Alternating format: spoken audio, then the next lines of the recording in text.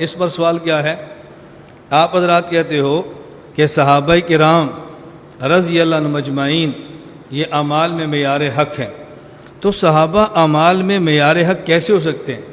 صحابہ کرام رضی اللہ عنہ مجمعین تو گناہ کرتے تھے۔ کتنے صحابہ ہیں؟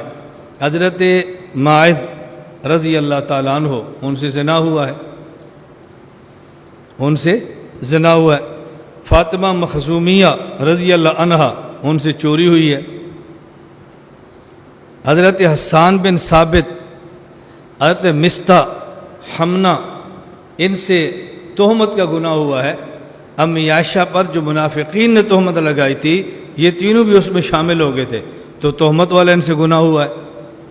تو جو خود گناہ کرتا ہے وہ معیار کیسے ہو سکتا ہے؟ اس لیے صحابہ کرام کو معیار حق نہ مانو، یا کہو وہ گناہ نہیں کرتے تھے، اور گناہ اگر ان سے ہوتا تھا تو معیار حق کیسے؟ ہم کہتے ہیں اس اعتراض کی بنیاد بھی یہی ہے کہ معیار حق کا معنی سمجھے نہیں۔ معیار حق کا معنی سمجھتے اعتراض کبھی نہ ہوتا، یہ بات توجہ سمجھنا۔ معیار حق کا معنی یہ ہے، اعمال دو قسم کے ہیں۔ نمبر ایک اعمال حسنہ صالحہ، نمبر دو اعمال سیئہ۔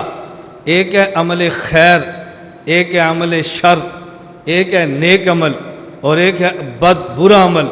اچھی طرح بات سمجھنا، معیار حق کا معنی یہ ہے کہ نیک اعمال وہ کرنے ہیں جو صحابہ کرام نے فرمائے، اور گناہ سے بچنا ہے، گناہ نہیں کرنا۔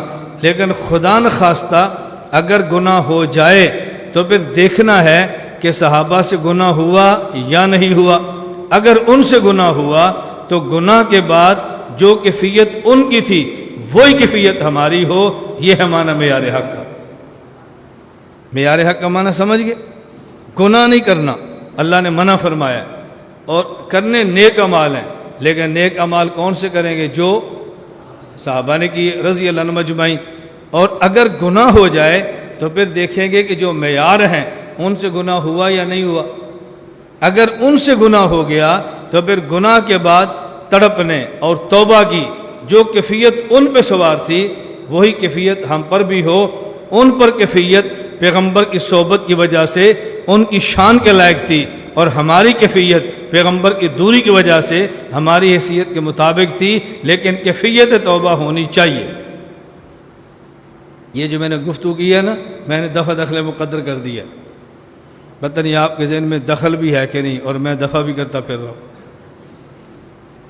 آپ کہو گے ابھی تو استاد جی آپ ابھی تو یہ کہہ رہے تھے کہ مثل سے مراد کمیت ہے، کیفیت نہیں ہے، ہم کیفیت وہاں تک پہنچ نہیں سکتے، اور ابھی 2 منٹ بعد آپ نے موقع بدل لیا کہ اگر گناہ ہو جائے تو گناہ کے بعد جو کیفیت ان کی تھی وہ کیفیت ہماری ہو، وہ تو ہو ہی نہیں سکتی۔ ابھی آپ نے کہا اور دخل مقدر سمجھ آ گیا، اس لیے میں نے اس کو دفع کر دیا کہ ان کی کیفیت نبوت کی شان کے مطابق، نبوت کی صحبت کی وجہ سے ان کی شان کے مطابق ہے، اور ہماری کیفیت نبی کی دوری کی وجہ سے ہماری حیثیت کے مطابق ہے، لیکن تڑپنے کی کیفیت ہونا ضروری ہے۔